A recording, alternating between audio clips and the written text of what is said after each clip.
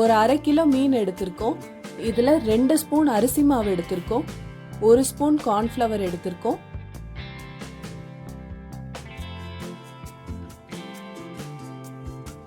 ஒரு அரை ஸ்பூன் இஞ்சி பூண்டு விழுது சேர்த்திருக்கோம். நிறைய சேர்த்துறாதீங்க, அரை ஸ்பூன் மட்டும் சேர்த்தா கரெக்டா இருக்கும்.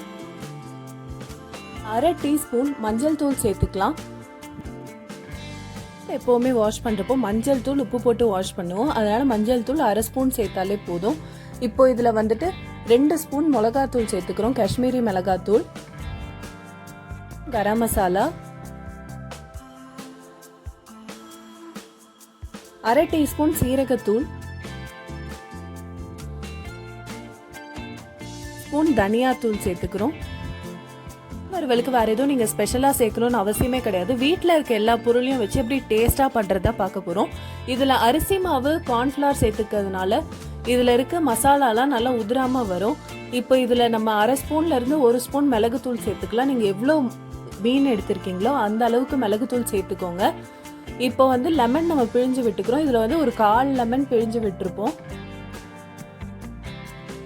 தேவையான அளவு உப்பு சேர்த்துக்கலாம். நான் 1 ஸ்பூன் உப்பு சேர்த்தேன், கரெக்டா வந்தது. உங்களுக்கு எவ்வளோ கரெக்டா வருதோ டேஸ்ட் பார்த்துட்டு உப்பு சேர்த்துக்கோங்க. இப்போ இதுல எண்ணெய் கொஞ்சம் சேர்த்துக்கிறோம், நல்லா மிக்ஸ் பண்ணி விட்டுக்கணும். சைட்லயும் நல்லா கோட் ஆகுற மாதிரி மிக்ஸ் பண்ணிக்கோங்க.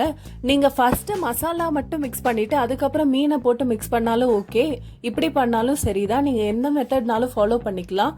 இப்போ இதுல கொஞ்சம் கொஞ்சமா நம்ம தண்ணி தெளிச்சு அதுக்கப்புறம் மிக்ஸ் பண்றோம். நீங்க தண்ணி எப்பவுமே தெளிச்சுட்டு தான் மிக்ஸ் பண்ணணும், நிறைய சேர்த்துறாதீங்க.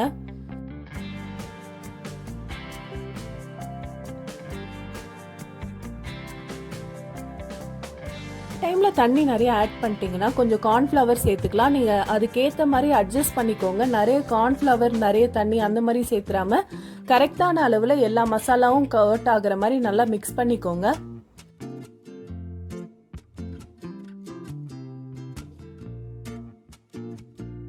எப்படி பிகினர்ஸ் ஈஸியா சமைக்கலாம் அப்படின்றத வந்துட்டு நம்ம டிப்ஸ் அண்ட் ட்ரிக்ஸோட சொல்றோம். நீங்க நம்ம சேனல்ல இருக்க எல்லா வீடியோஸும் பாருங்க, நீங்க அதை ட்ரை பண்ணுங்க. உங்களுக்கும் பிடிச்சிருந்துச்சு அப்படின்னா நம்ம சேனலை சப்ஸ்கிரைப் பண்ணுங்க. கண்டிப்பா பெல் ஐக்கன் கிளிக் பண்ணிக்கோங்க, அப்பதான் நம்ம சேனல்ல இருக்க வீடியோஸ் எல்லாம் உங்களுக்கு வரும்.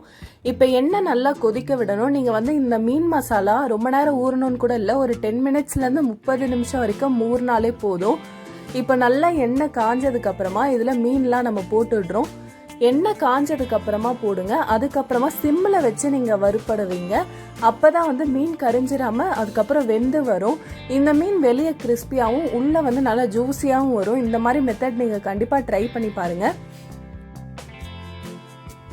ஒரு சைடு நல்லா வெந்ததுக்கு அப்புறமா திருப்பி போடுங்க, இல்லைன்னா மீன்லாம் உடஞ்சி போயிடும்.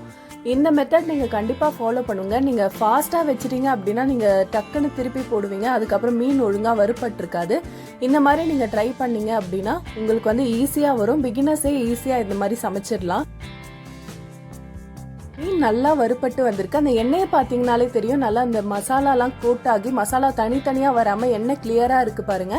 இந்த மாதிரி ஈஸியான சமையல் வீடியோஸ்க்கு நம்ம சேனலை சப்ஸ்கிரைப் பண்ணி ஆல் பட்டன் கிளிக் பண்ணிக்கோங்க. அப்பதான் நம்மள சேனல்ல இருக்க வீடியோஸ் எல்லாமே உங்களை தேடி வந்துகிட்டே இருக்கும். தேங்க்யூ மக்களே. Please like, share and support.